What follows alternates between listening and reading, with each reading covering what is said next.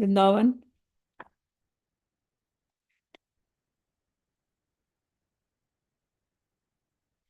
All right, let's begin. Vrindavana ramya-sthāna dibya-cińtāmani dhāma ratana mandira manohara abrita kalindini re rajhamsa keli kare आभृत कालिंदिनी रे राजहंसा केली करे ताहे शोभे कनक कमल तारा मध्ये पीठ अष्टदले बेष्टित अष्टदले प्रधान नायिका तारा मध्ये रत्नासने बशियाचे दुईजने क्षमासंग सुंदरी राधिका रूप लावण्य राशी पोरियाचे आम्ही खासी हास्य परिहास संभाषणे नरोत्तम दासा कोये नित्य लीला सुख मोये सदाई स्फुरख मोरा मने वृंदावन रम्यस्थान नित्य वृंदावन रम्यस्थान दिव्य-चिंतामणि धाम रतन मंदिर मनोहर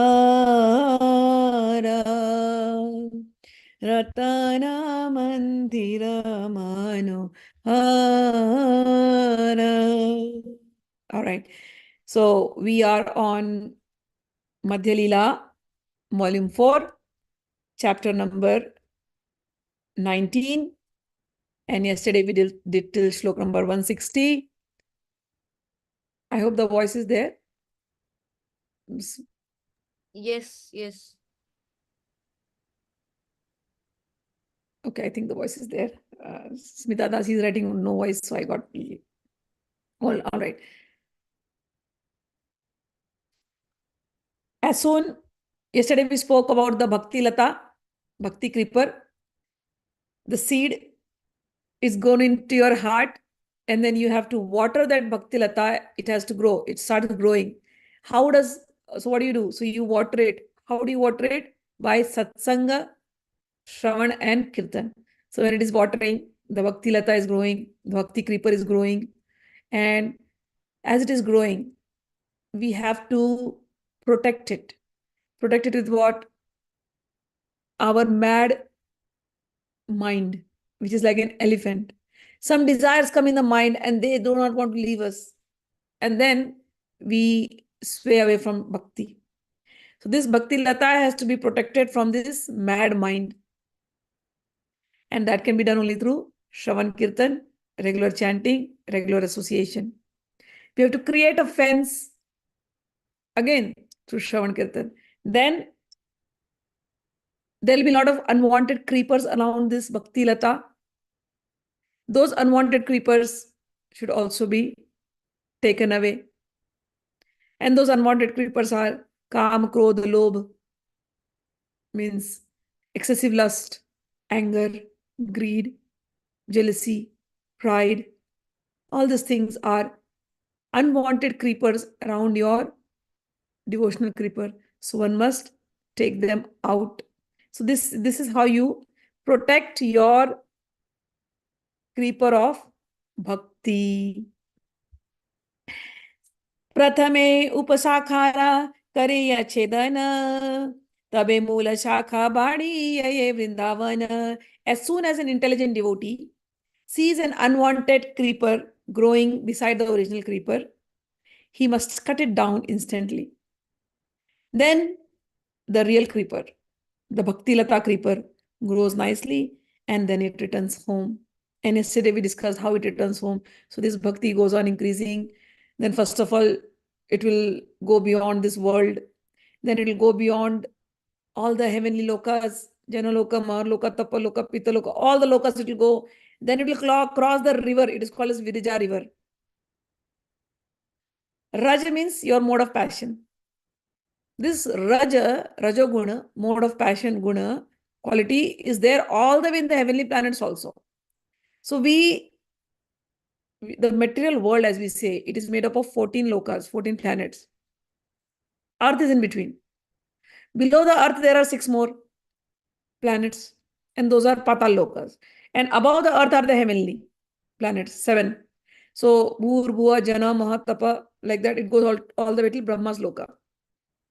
Beyond that, there is this, they call it river. It's called Viraja. Viraja means after that, there is no mode of passion. It has to go away. Meaning when your mode of passion, when the Rajogun is gone, that is called Viraja. So after that, once Rajogun is, you have taken care of Rajogun, mode of passion, then, and it has been purified, then you cross these levels and then you go to the Vaikuntha lokas where there is only happiness. And in the Vaikuntha lokas also, there are other lokas. And beyond that loka is Krishna's loka, which is called as Goloka Vrindavan. Once you reach to that loka, there only pure love lives. And what is pure love? Pure love is where the heart does not even desire even of liberation. People come to this spirituality in search of, oh, I want liberation, I want moksha. So the journey begins from, first of all, to understand the concepts. Journey begins from understanding devatas. Then out of all the devatas, which are the main devatas, from there, which is the main, you go on filtering. So when we are on the path of spirituality, we get so many knowledge, we were as kids, we were growing, we saw so many devis, so many devatas, so many gods. We never questioned them. And people said, worship them because by worshipping them, this desire will be fulfilled. So we worship them. Saraswati will give you knowledge, Lakshmi will give you wealth, Ganesh will remove obstacles. So we pray to them. As we grew, we are still continuing that prayers, but we never question. Who is this Ganpati? Who is this Saraswati? So you may question. Then whatever stories your parents or your people know, they will tell you the stories. Oh, Ganesh is this, Saraswati is this, Lakshmi is this. Some stories they'll tell you. But again, beyond the stories, when there is some curious people who want to go beyond the stories, then they get into this concept of, oh, Bhagwan cannot be this Ganesha, Bhagwan cannot be this Saraswati, Bhagwan is Nirguna, Bhagwan is a super conscious energy, Bhagwan is a universal form. People will be stuck into that concept because that concept looks nice, because that concept is, it has some flowery word, language, very nice. Bhagwan cannot be this Murti. Bhagwan is super conscious energy. Everything is being maintained by that super universal, super conscious energy, which is omniscient, omnipresent. Wonderful. So for some time, we are stuck in that knowledge. Then comes another, that no, as you grow in your knowledge and Gita comes in your hand, then you know. Especially 11th chapter of Gita. And then from 11th chapter, it starts with 12th chapter where it is speaking about devotional service. Till then, he is also nicely talking. 11th chapter, he shows his all forms. Which form you want to, which form you like. Here is my universal form. Everything is Brahma. That's me. Here is my 400 form. I am the maintainer of the universe. And here is my 200 form. I'm your friend. Which form do you like? Choose. So first time we also think, okay. But some people are still stuck in the universal form. No, that form of Bhagavan is very nice, no? Very big. Everything in his way, in himself and everything, him in everything. Yeah, fine, that's for you. Some will say, no, the 400 form is very good, very good. Wonderful, that's great. Some will say, but some will be stuck. Some people like us are stuck in the 200 form. Oh, he's so sweet. Oh, look at his curly hair. Oh, look at his eyes. Today, we celebrated the birth of Krishna in the Bhagavatam class. He's like a small baby, cute, lying in that swing, mother's swing, and all the gopis are coming and swinging him, and his hands are like tiny, reddish feet, bluish body, beautiful big eyes, no teeth. Bhagwan has no teeth. Whereas in the universal form, when we see in the Bhagavad Gita, he has big teeth and he's eating up everybody. And here in Krishna form, baby form, he has no teeth. So cute. In universal form, he has like how many weapons? Here in Krishna form, he says, my weapon is my fist. Don't worry. So some people like us, we like that baby form. And then some people want to grow. Baby form is cute. But when he's growing and becoming 16-year-old, oh, he's the most handsomest guy, the most handsomest boy. And then you fall in love with this handsome boy. And all the leelas that he's doing, that is described in Geet Govinda or Lila or Hitcharasi, so beautiful. Or what Mahaprabhu is enjoying with Radharani, all his amorous pastimes described in Vrindavan Mahimamrita. Some people fall in love with that form. So this form, where he's performing all these amorous pastimes, and that performance he is doing only in Goloka Vrindavan with Radharani and all the Sakhis. So we were talking about Bhakti Lata. So Bhakti Lata goes from all these different stages. And finally it reaches Goloka Vrindavan. And what is the fruit it gives there? It gives the fruit of love, of pure love, divine love, devoid of viraja. Viraja means devoid of modes of material passion. Pure love. All right. Prema phala paki pade mali asvadaya lata avalambi mali kalpa vriksha paya. When the fruit of devotional service becomes ripe and falls down, the gardener tastes the fruits and thus takes advantage of the creeper and reaches the desired tree of the lotus feet of Krishna in Goloka Vrindavan. तहाँ से ही कल्प वृक्षेर करे ये seven सुखे प्रेम फल रस करे आस्वादन. There the devotee serves the lotus feet of the Lord, which are compared to wish fulfilling tree. A devotee does not stop till his biggest wish is fulfilled. What is the biggest wish? Well, I want to be at the lotus feet of Sri Krishna and Sri Radharani, and I want to massage his feet.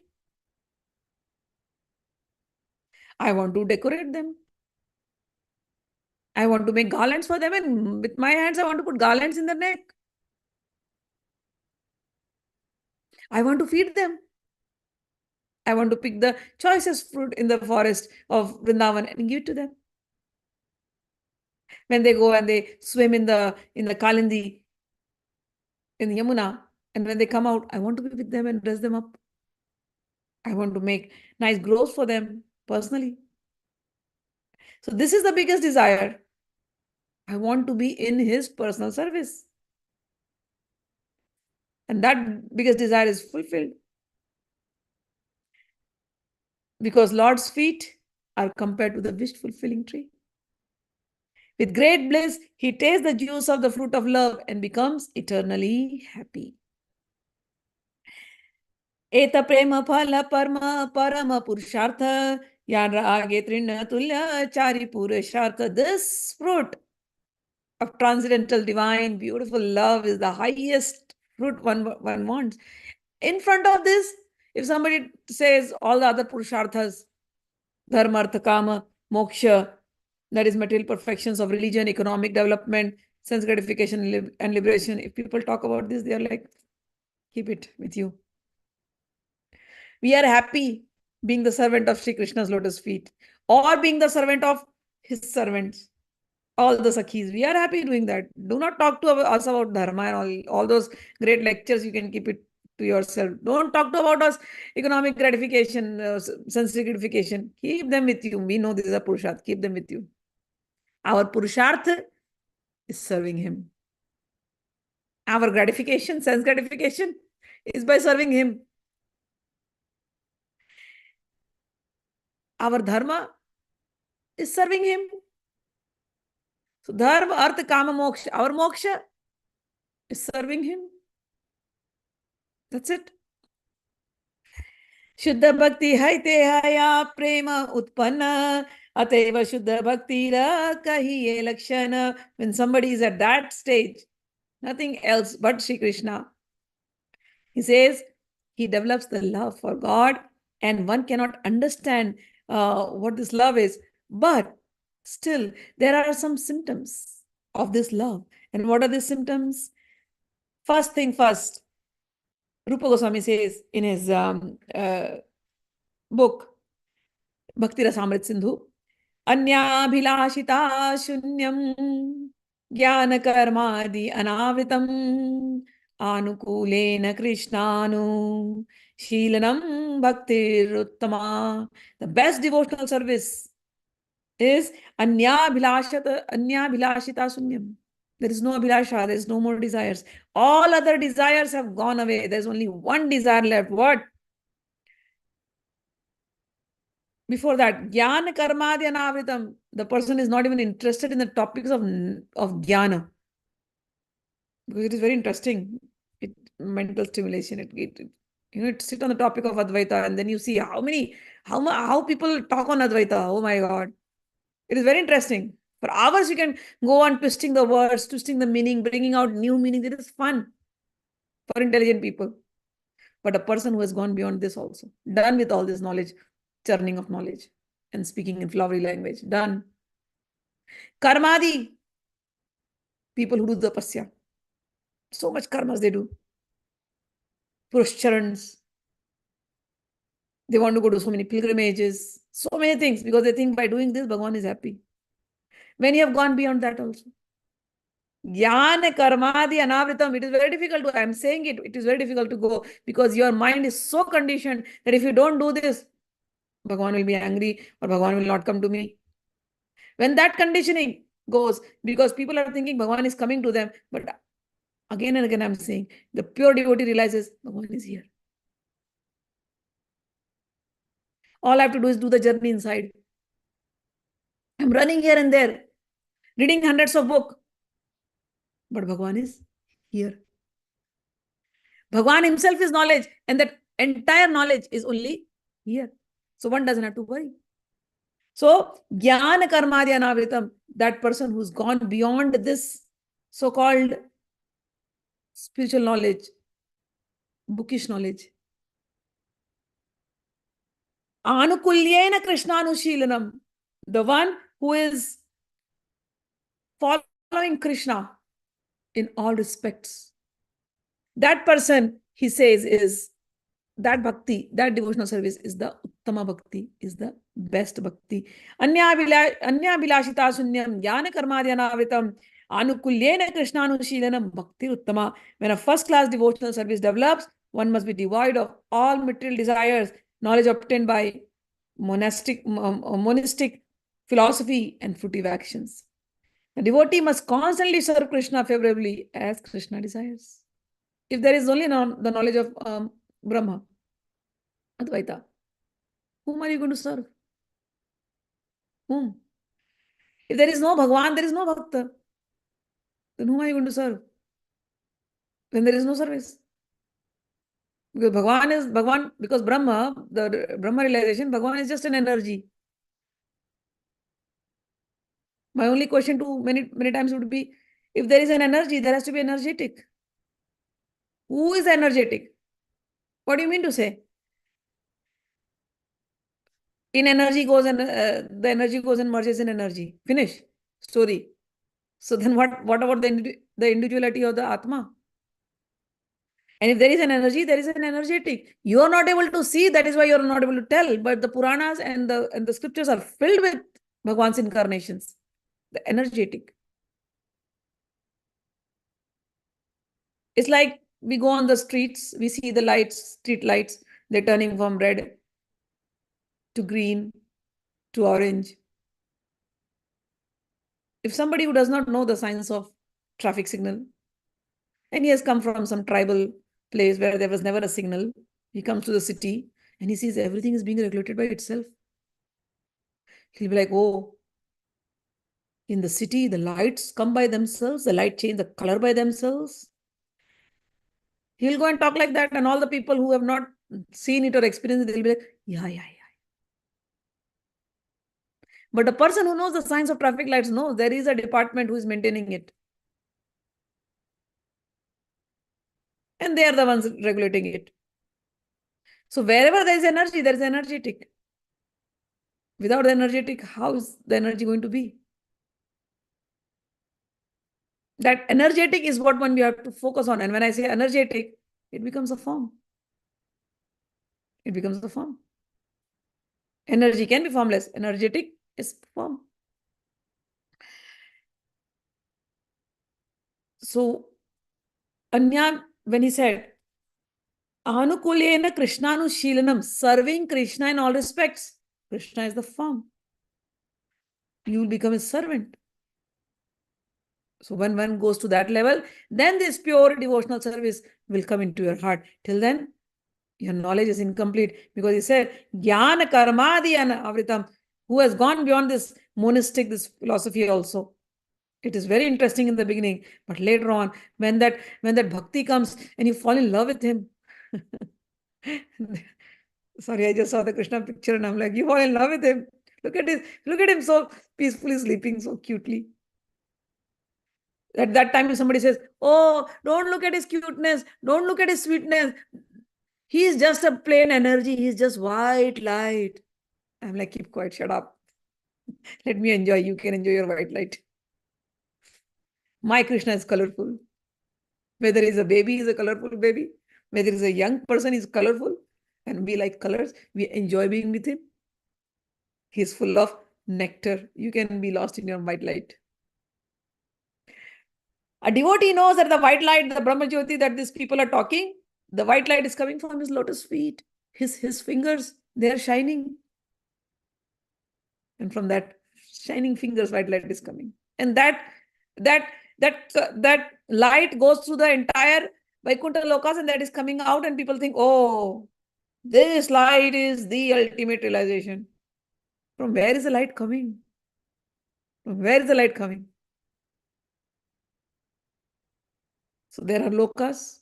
So that is why you have to get into the books. When these questions, as I asked, when it starts coming, people will not be able to answer. Then you get into your scriptures, and you have to believe the scriptures.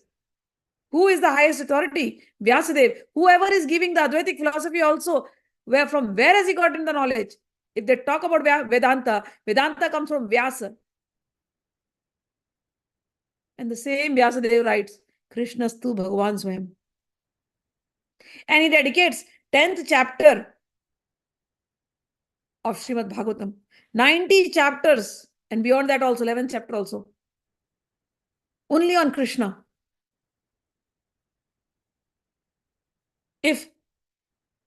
Don't tell me Ved Vyas didn't know what Krishna's incarnation is. Don't tell me Ved Vyas didn't know. He could have written everywhere, oh, he's just a white light. Why you have to write so many incarnation if he's just a white light? Why?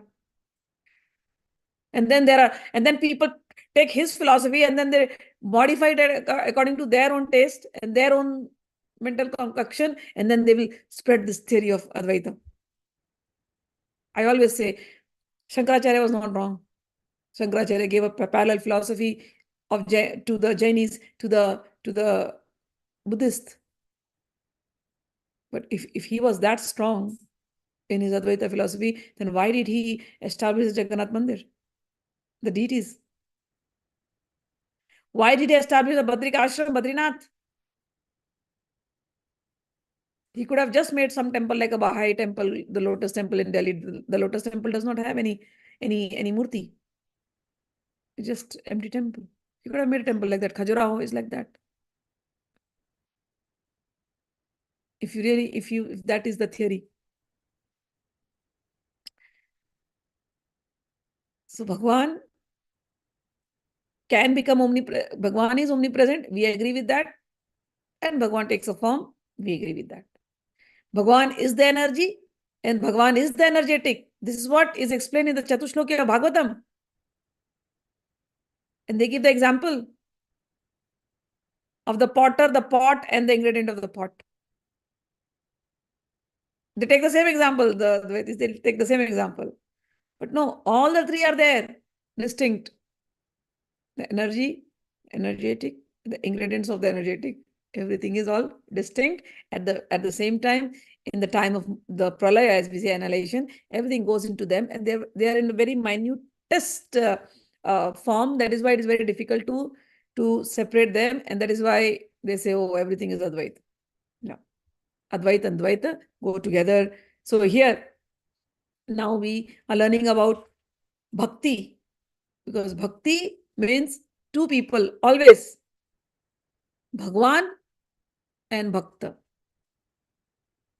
Bhakti is always Dvait, Bhagwan and Bhakta. Anya vancha anya puja chadi jnana karma anukule sarvendriya Krishna anushilana. A pure devotee must not cherish any desire other than to serve Krishna. He should not offer worship to the demigods or to the mundane personalities. He should not cultivate artificial knowledge which is devoid of Krishna's consciousness, and he should not engage himself in any other thing than these activities which will help him develop his bhakti. One must engage all purified senses in the service of the Lord. This is the favorable execution of your bhakti. Ei Shuddha Bhakti, Ei Haita Prema Haya, Pancharatre Bhagavate, Ei Lakshan Kaya. This is also said, whatever is said in this sloka, same sloka, Narad Pancharatra. No, Narad Pancharatra is a tantric text. There, tantric means Vishnu Tantra. Vishnu Tantra will use Narad Pancharatra. Narad Pancharatra, also the Shuddha Bhakti is described in the same way. Sarvopadi vinirmuktam tat pratvena nirmalam rishikena rishikesha shevanam bhakti ruchyate. Narad Pancharatra, it said bhakti means engaging all our senses in the service of the Lord, the Supreme Personality of Godhead, the master of all the senses. When the spirit soul renders service unto the Supreme, there are two side effects. One is freed from all material designation, and one's senses are simply purified by being employed in the service of the Lord. Madguna Shruti Matrena Mai Sarva Guhashaye Manogati Ravichinna Yata Gangam Bhasvam Budhau. Now he quoted a slok from Kapil Muni's Srimad Bhagavatam Kapil Upakhyan. Sankhya, the base of Sankhya, the foundation of Sankhya is Kapil Upakhyan. Whatever Sankhya you read in the world, even in the Buddhist philosophy, Sankhyan was a guru in the Buddhist philosophy. Sankhya name itself comes from Sankhya, and the father of Sankhya philosophy is Bhagavan Kapil Dev, who is the incarnation of Bhagavan Vishnu. It's given in Srimad Bhagavatam. There, Sankhya, what people have what modern day Sankhya, what people talk, they have taken away the bhakti element for whatever reason, God only knows. But original Sankhya has the bhakti element. He says, Madguna Shruti Matrena Mai Sarva Guhashaye Manogati Ravichinna Yatha Gangam Baso Budho. Just as the celestial water of the Ganges flow unobstructed into the ocean, so when my devotees simply hear of me, their minds come to me. Why? Why does the mind go on God? God, when you hear about Krishna stories, why does your mind go on Krishna? Why? Because Krishna lives in the hearts. Mai Sarva Guhashaye. He says, I am in everybody's hearts. And the heart knows. The heart can never be wrong. Is it? Don't we say that mind can be wrong, but the heart can never be wrong? So he says, I live in everybody's heart. And that's why when people hear my story, their minds come unto me. It's just like the Ganges will flow to the ocean. And all the rivers are going to flow to the ocean. I am the ocean and everybody is like a river. Lakshanam Bhakti Yogasya Lakshanam Bhakti Yogasya Nirgunasya hi udaritam ahetuki avyavahita ye bhakti parushottame. These are the characteristics of transcendental loving service to Purushottam. So the name taken is Purush Uttam. Purush means a man. And the best of all the man, Purushottam is called the supreme best of all the men. Purushottam. He says, these are the characteristics of transcendental loving service to Purushottam, that bhakti is ahituki, causeless, and avyavahita, it cannot be obstructed in any way. So once you start hearing about Krishna, his stories, his katha, bhakti is going to rise, and that bhakti will go unobstructed and it will take you to Bhagavan. There is no doubt about it. You may have been lost, and the journey may start from Advaita, I'm telling you. So you have heard about Advaita and you're thinking God is energy, God is energy, God is energy. Okay, fine. You have heard about God somehow. As that more and more you think about God, that layer of that light will also go. And something will happen in life. Somebody will come and talk to you about Krishna's forms, Krishna's stories. And you will slowly, because the Krishna is inside. Now the bhakti started increasing. Now it's like flooding. It's impossible it will not go and meet Krishna. It will. This is the nature of bhakti. Like the Ganges will go and meet the ocean. It will break all the obstacles. Similarly, bhakti. It will take you to Krishna. There is no way. In modern day, there is a saint called Radha Baba. You read his stories, his life biography. Radha Baba was a perfect Brahmavadi or Advaiti. Perfect. You read his previous part. He was not into Krishna Bhakti or anything. And then he met Bhaiji of Gita Press. And they used to talk and argue on this Advaita and Dvaita. And Gita Press, and Bhaiji was fully a devotee of Krishna. But during that course of talking, and he was living there in Gita Press Vatika, Gita Vatika, Radha Baba. One day, Bhagwan himself came to his dreams and said, do not consider Bhaiji as ordinary. He's my greatest devotee. And same Radha Baba, he did sadhana of Lalita Tripura Sundari. And then with the blessing of Lalita Tripura Sundari, he got the bhav, Radha bhav, or Gopi bhav as we say. So from being an Advaiti, coming all the way to the highest form of Radha bhav. That's how it is. That's how it is. But the quality of a devotee is Salokya Sashti Samipya Sarupyam Maikatvam Apiyuta Dibya-cińtāman Nagrihananti Vinamat Sevanam Janaha. Kapil Dev says, my devotees do not accept Salokya, Sashti, Sarupya, Samipya, or oneness with me. I told you in the beginning, there cannot be oneness. If there is Bhagavan and there is Bhakta. They do not accept. They don't want to accept. I don't want to accept. Even if I offer these liberations to them in preference, they like serving me. Sa eva bhakti yogakhya atyantika udarita yenat tivarajya trigunam madbhavayo padyate. These are all the slokas from same Kapil Upakhyan. He says bhakti yoga, as described above, is the ultimate goal of life.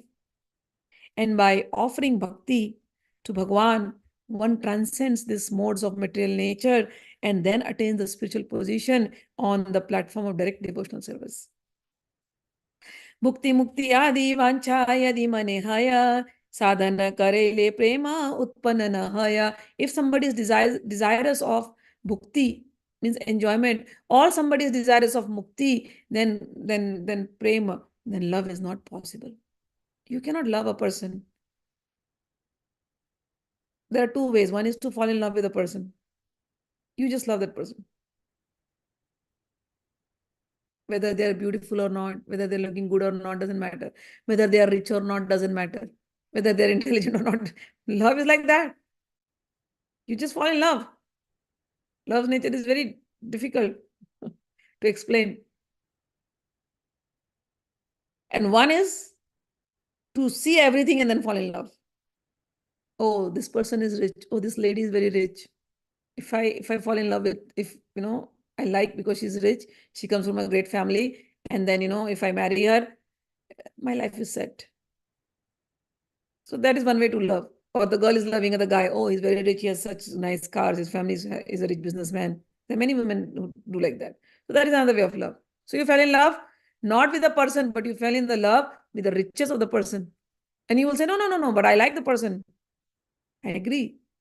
But what if the person didn't have the riches? Did you still like him? So one love is naturally falling in the love without knowing whether the person has anything or not. And another love is falling in love with the riches of the person. So which love is better? So when people say we love Bhagwan, but what aspect of the Bhagwan? Oh, Bhagwan will fulfill my desire. Okay. And then some people will be a little more, advanced, and they'll say, oh, no, no, no, no, I'm not looking for bhakti. I'm not looking for bhoga. I just want mukti. What if I tell you Bhagwan will not even give you mukti? Then will you still love Bhagwan? Bhagwan will not give you mukti and Bhagwan will not give you mukti. Means Bhagwan will not give you enjoyment and Bhagwan will not even give you liberation.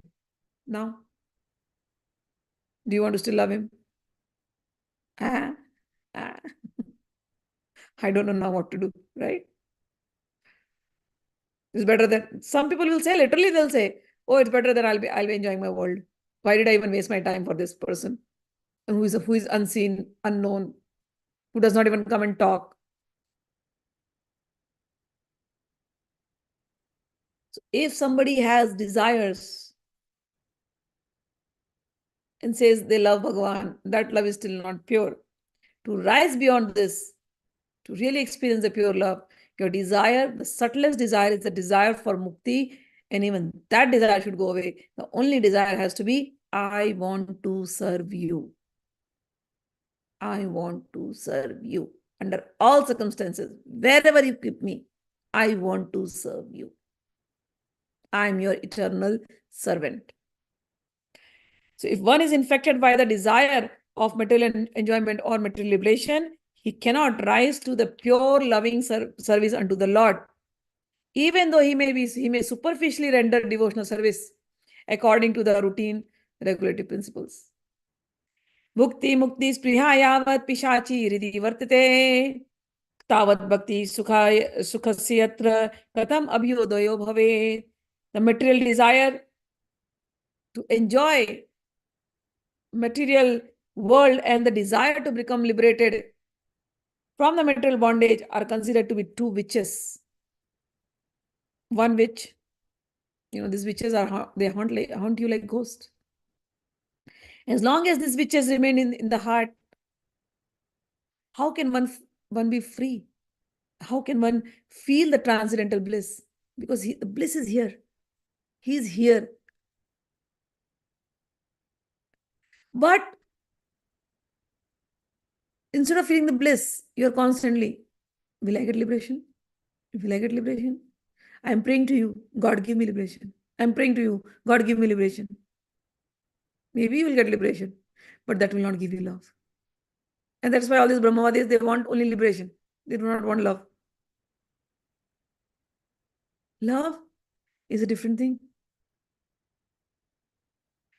We are talking about bhakti.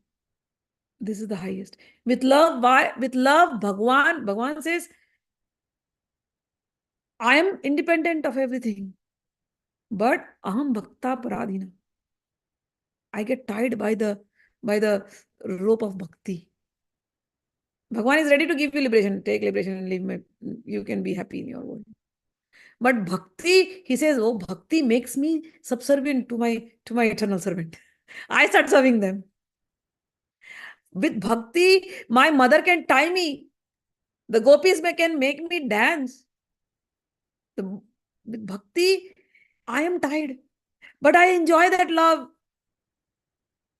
And that love it intoxicates my devotees, it intoxicates me too. Mukti people, yeah, let them enjoy their mukti and let them be there. Fine. So here he's saying, as long as this witches, even the desirous of liberation is there, you will not experience the transcendental bliss ever. There is no possible there is no possibility of enjoying this. So how do you go to this level?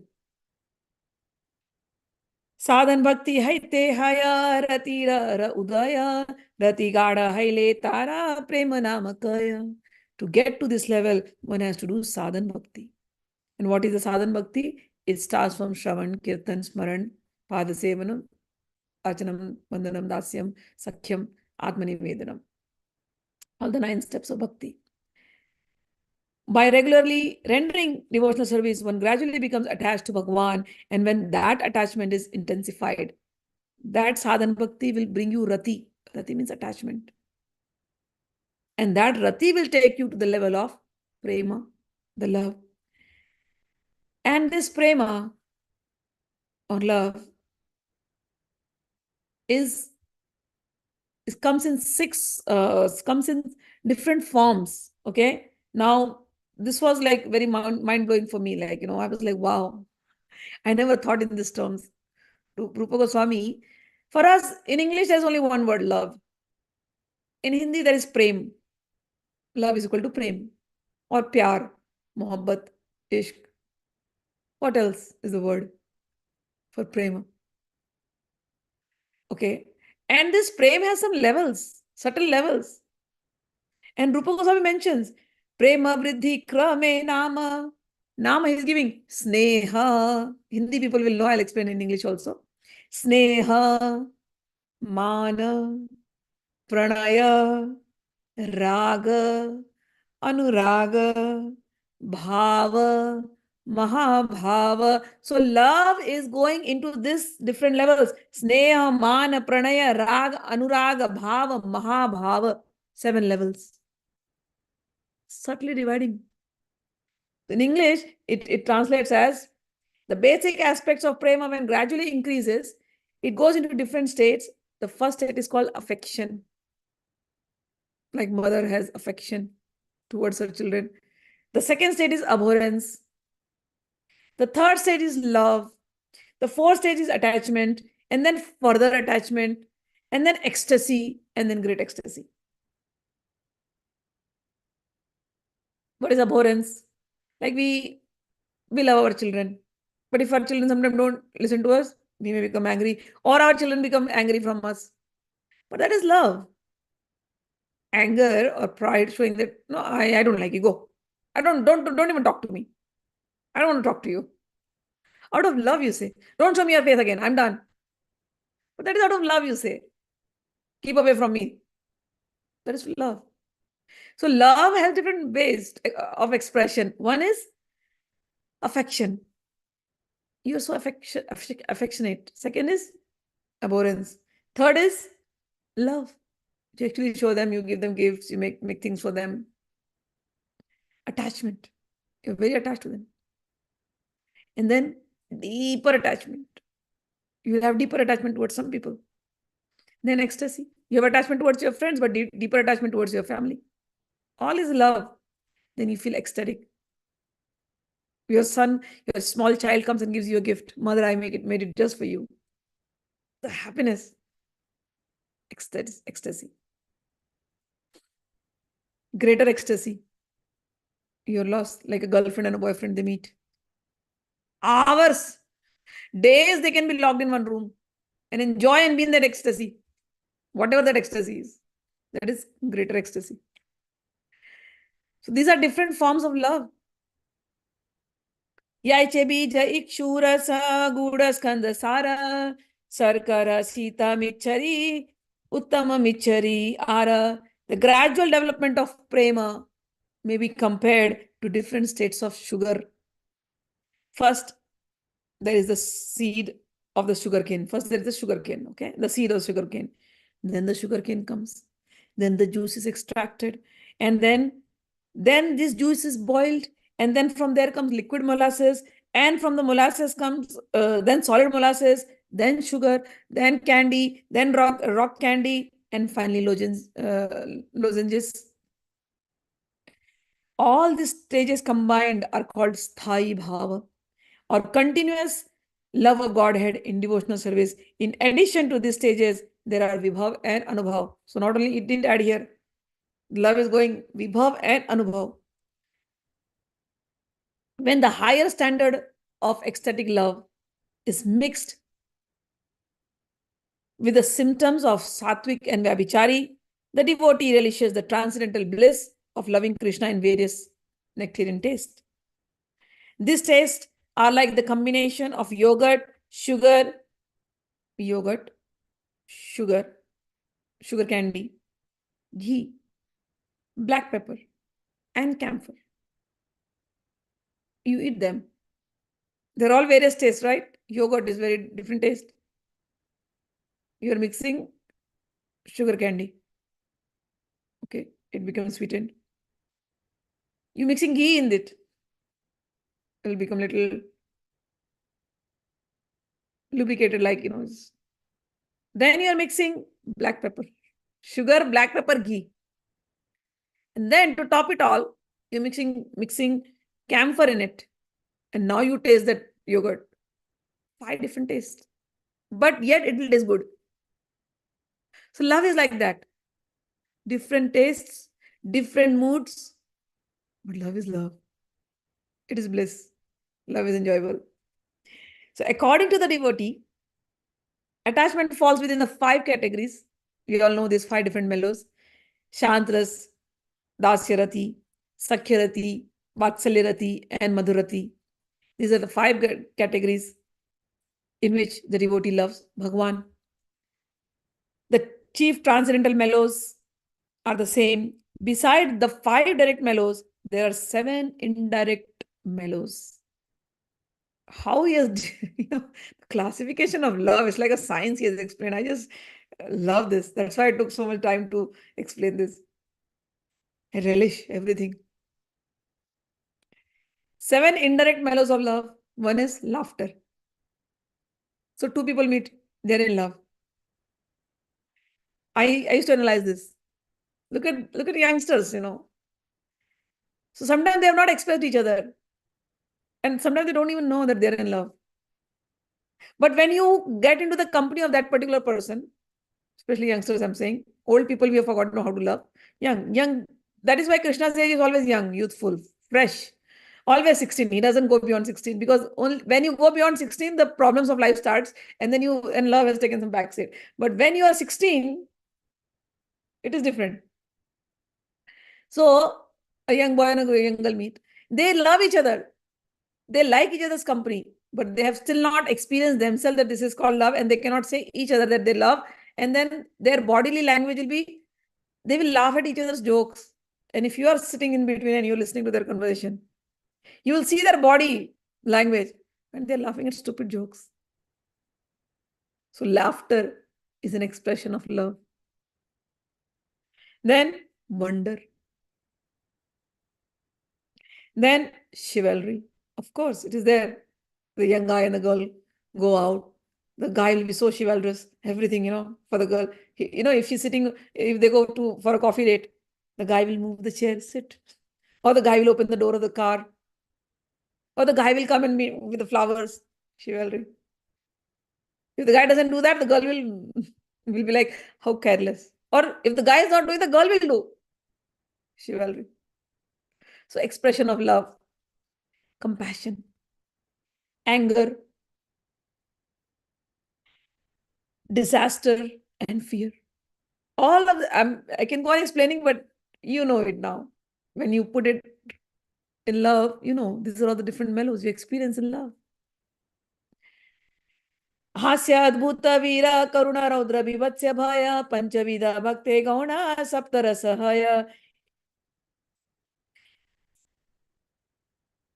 Then Pancharasa Sthai Vyape Rahi Bhaktamana Saptaguna Aguntak Paya Pai Karana So the five, now in this, so there is a sthai and there is different mellows. The sthai is your actual bhava.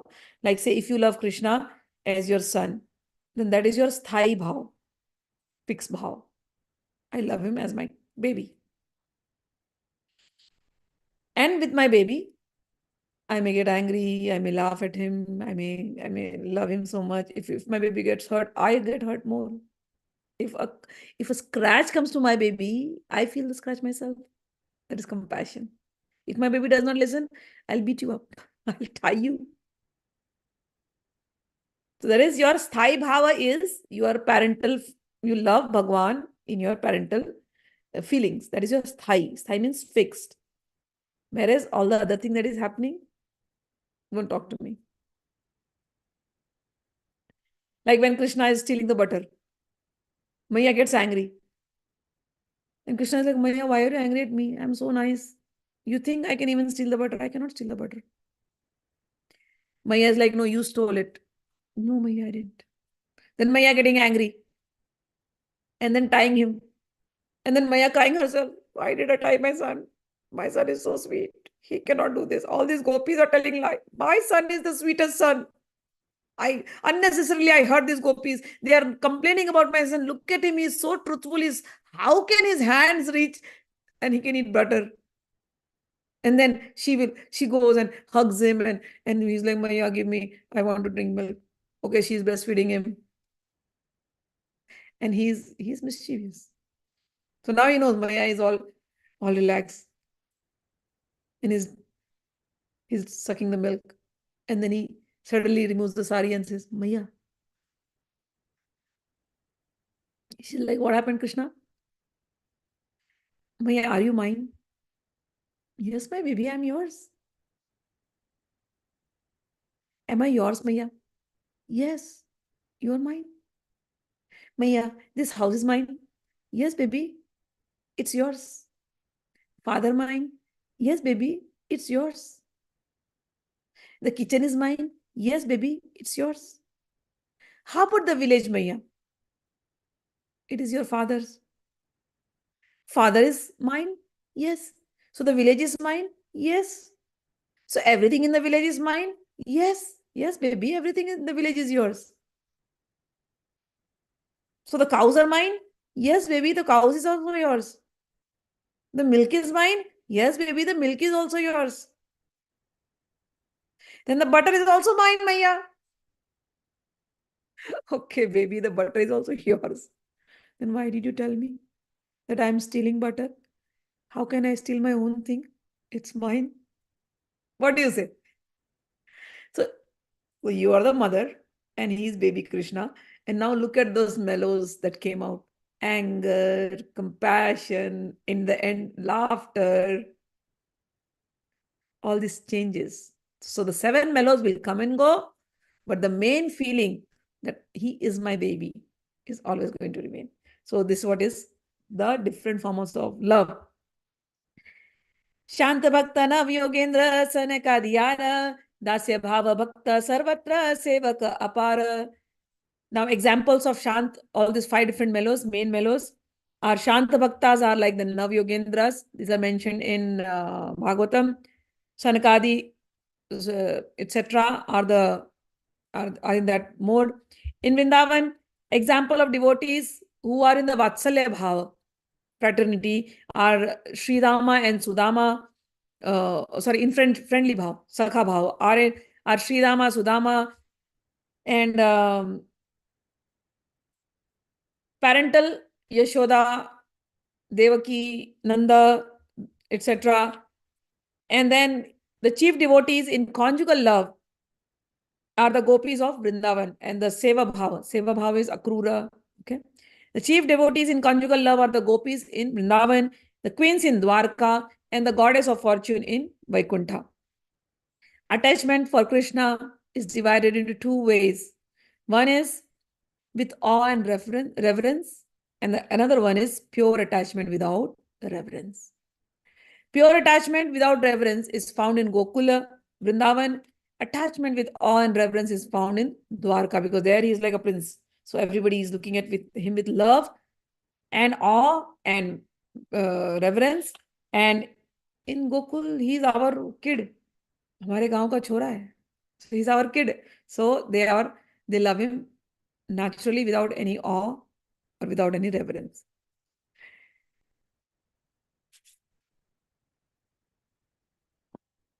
When opulence is prominent, love of Godhead is somewhat crippled. According to Kevala devotion, however, even though the devotee sees unlimited potency of Krishna, he considers himself equal to him. When Krishna offered prayers at the lotus feet of his mother and father, Vasudeva and Devaki, they both felt awe, reverence, and fear due to the knowledge of his opulences. When Devaki and Vasudeva understood that their two sons, Krishna and Balaram, who are paying obeisances to them, are actually Bhagavan, they were a little fearful and they did not embrace them. When Krishna manifested his universal form, Arjuna also became afraid and then he begged forgiveness for his past impudence. Sakheti matva prasavam yaduktam he Krishna he yadave sakheti ajnanatamahimanam tavedam maya pramadat pranayena vapi. Arjuna said in Gita, he said, when he saw the universal form and he realized, oh my God, this friend of mine is Bhagavan himself. He started begging for forgiveness and he said, I did not know your glories. I dishonored you many times. I have done that in madness or in love. I was jesting with you as if relaxed. I was on the same bed lying with you. I have sat with you and I have eaten together with you. I'm sorry I did not realize your greatness. Sometimes alone and sometimes in front of many friends, I have ridiculed you. So I thought you were my friend, but you are Bhagavan. Oh, infallible one, please excuse me. With Rukmini also, although Krishna was joking with Queen Rukmini, she was thinking that he was going to give up her company, and therefore she was shocked. While Krishna was joking with Rukmini in Dwarka, she was full of distress, fear, and lamentation. She had lost her intelligence. She dropped her head bangles and the fan she was using to fan the Lord. Her hair became disarrayed and she fainted and fell suddenly, appearing like a banana tree knocked down by high winds. So these are various moods where the devotee loves Bhagwan so much, but they cannot afford to lose Bhagwan at all. Krishna is playing, doing all this. He's becoming a husband. He's giving love. He's becoming a friend. He was defeated by Sridama and he carried Sridama on his shoulders. Similarly, Bhadrasen carried Vrishabha, Pralamba carried Balarama, and all these little things Krishna does with everybody, but still he is Bhagwan. So, Shantarasa Bhaktas are those who know that he is Bhagwan and we are his devotees, but no relation, they are Bhagwan and we are devotees. But other people, they will express themselves. So, in the nature of Shantarasa, no intimacy exists, rather knowledge of the impersonal Brahman, localized, and the localized Paramatma is prominent. So those who are Advaitavadis, they can be classified into this rasa, Shant rasa. On the Dasya rasa, Bhagwan is taken as master and we are serving him. The qualities of Shant rasa and Dasya rasa are both present in Sakhya rasa, where Bhagwan is a friend. And on the Sakhya rasa, the devotee thinks Bhagwan is like me, and they engage in fighting, mock fighting, etc. All those play they do. On the parental, the next level, on the parental love, all these mellows are present, and Bhagwan has become like a servant, like a baby. And in the last rasa, in the conjugal rasa, all the above four are present. We have discussed about this greatly in the past also, so I'm just covering it up. All the material qualities evolve one after the other in the material elements, beginning from ether. By gradual evolution, first one quality develops, then the second quality develops, and then 3, and then 4. And slowly, these qualities will come into you. Sri Chaitanya Mahaprabhu then concluded, Rūpa Gosvāmī, I have given you a general survey, and I have described you different mellows of devotional service. You just consider all of this and expand this. When one thinks of Krishna constantly, Love for him will manifest in his heart. And even though he may be ignorant, he can reach the far shore of ocean of transcendental love by Lord Krishna's mercy. After saying this, Chaitanya Mahaprabhu embraced Rūpa Goswami, and then Bhagavan decided to go to Benares. And he said, next morning, he got up and he left for Benares. Rūpa Goswami was a little sad, but Mahaprabhu said, your duty is to carry out my order. You have come near Vrindavan. Now you should go there. Later, you can go from Vrindavan to Jagannath Puri through Bengal. You can meet me in Bengal, but now you go back. Do not come with me to Banaras. After this, Rūpa Goswami fell down at his feet, and the Brahman from Dakkan took Rūpa Goswami to his home. And thereafter, the two brothers departed for Vrindavan, Rūpa and Sanatan. And after walking and walking, Sri Chaitanya Mahaprabhu finally arrived at Varanasi, where he met Chandrasekhar. Chandrasekhar had already dreamt that Mahaprabhu is returning here. Chandrasekhar was waiting outside the city, and he received Chaitanya Mahaprabhu. Tapan Mishra also came after hearing the news to meet him, and Chandrasekhar invited Balbhadra Bhattacharya to take lunch at his home, and Chaitanya Mahaprabhu was given lunch at his home too. Tapan Mishra said to Mahaprabhu, as long as you're saying it's staying in Banaras, please only accept my invitation. You're not accepting an invitation from anybody. And it was known that Sri Chaitanya Mahaprabhu would stay in Banaras for 5 or 7 days, and he would not accept any invitation from any Mayavadi sannyasi. And therefore, Chaitanya Mahaprabhu also agreed to Tapan Mishra. And then the Maharashtrian Brahman came, and Mahaprabhu bestowed his mercy upon him. Hearing that Sri Chaitanya Mahaprabhu had come, all the respectable members of the Brahmana and the Kshatriya communities came to see him. Much mercy was thus bestowed upon Sri Rūpa Goswami, and I have briefly described those topics. Whoever hears this narration with faith and love certainly develops love at the lotus feet of Sri Chaitanya Mahaprabhu. So we come to the end of the chapter. Shri Rūpa Raghunatha Pade Yara Asa Chaitanya Charitamrita Kahe Krishnadas. Praying at the lotus feet of Sri Rūpa and Sri Raghunath Goswami, I always desire their mercy. I, Krishnadas, narrate Sri Chaitanya Mahaprabhu, Chaitanya Charitamrita, following in their footsteps. Thus ends the Bhakti Vedanta purport to Sri Chaitanya Charitamrita, Madhya-lila, 19th chapter. Tomorrow, we will start with the last chapter of this volume 4, that is chapter 20, where Mahaprabhu is going to meet Sanatan Goswami, and he is going to instruct Sanatan Goswami also in the topics of Bhakti. All right. Beautiful pictures. We end the class now. Beautiful pictures. Hanuman Prasad Poddar, yes, Bhaiji. One story goes where Bhaiji touched his feet. He felt instant jolt and experienced personal Bhagavan. Yes, that also is there. Ma, you listed Navavidha Bhakti. Please explain Atma Nivedan. Atma Nivedan. Atma means your soul, but the soul is body, is also considered as Atma. Your mind is also Atma, and you yourself, your heart is also Atma. So surrendering everything to the lotus feet of Bhagavan is called Atma Nivedan. That's it. Okay. Surrendering yourself fully. All right. So we'll end it up here, and then we'll see you tomorrow. Jai Shri Krishna. Radhe Radhe.